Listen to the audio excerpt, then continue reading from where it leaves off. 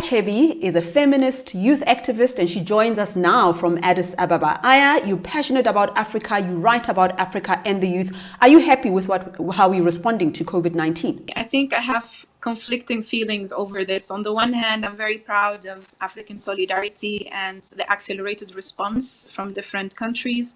But at the same time, there is a lot of legitimate concerns from the communities about lockdowns and about inequality and other issues we need to deal with for our health infrastructures. Before even this pandemic, young people have been on the street challenging the status quo and challenging governance and asking for reforms and asking to end corruption. Much of our health systems have been compromised by corruption and poor service delivery. Is COVID that firecracker that they need to fix the health systems? I think we have been forced into a transition that has been much needed on the continent. So it is a wake-up call, but I think it's also a call for citizen participation because activists, civil society have been calling for changing laws and policies and advancing democracy for a long time. So I hope we get out of this with transformation, real reform and transformation of our governance.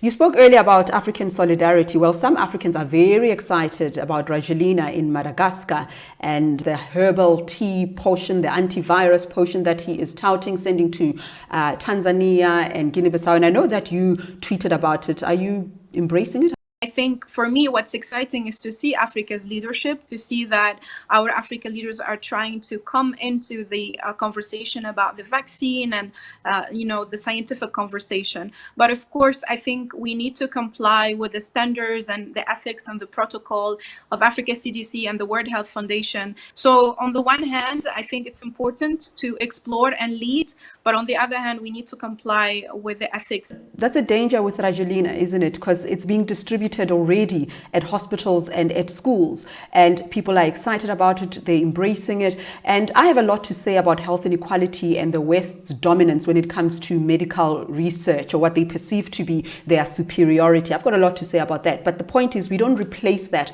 with untested therapies and concoctions. Do not embrace the fact that it has been already distributed and spread. I think it needs a conversation. It needs to be part of the scientific discussion. But we need to be, looking at our indigenous knowledge as well as Africa. That's also valid. But do you see Africa taking the lead and playing a bigger role on those global platforms going forward after COVID-19?